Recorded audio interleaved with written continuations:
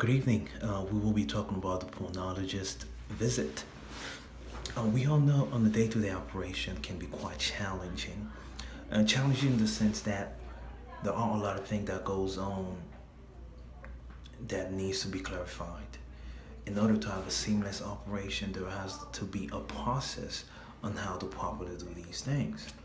So the scenario actually starts with someone that is experiencing some breathing problems.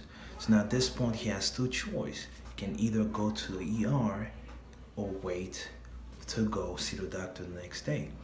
Going to the ER, it's only required in dire situations. When things are bad, that's when you go to the ER. But since that's not the case, so he chose to book the appointment. Now he also has two choices on how he books the appointment. He can book the appointment by the phone, or he can book the appointment online.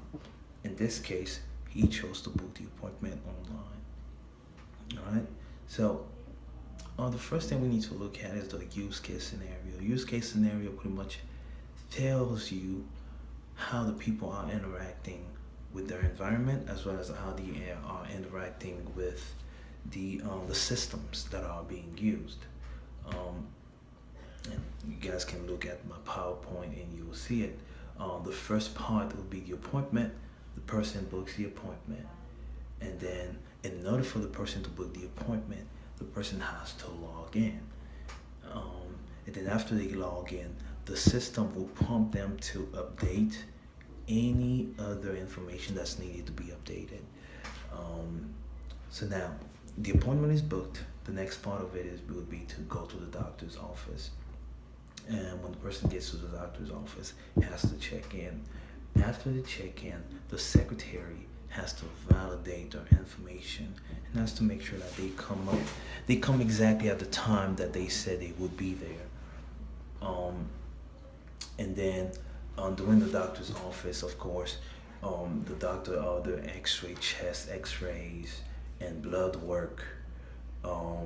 Then the secretary books another appointment for the person because the person needed to see someone that has more in-depth knowledge of what was going on, a specialist, if you will.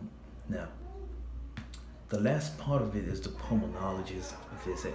Of course, when the person gets in, checks with the pulmonologist, they have to check in. It's pretty much the same scenario that happened before.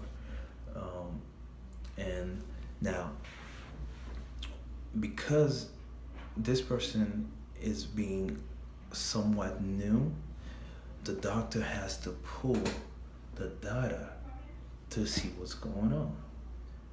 After the doctor pulls the data, the doctor needs to log in, meaning the doctor has to use his credentials to log in and do that. So pretty much the use case scenario shows the different processes and how the people are interacting with the systems.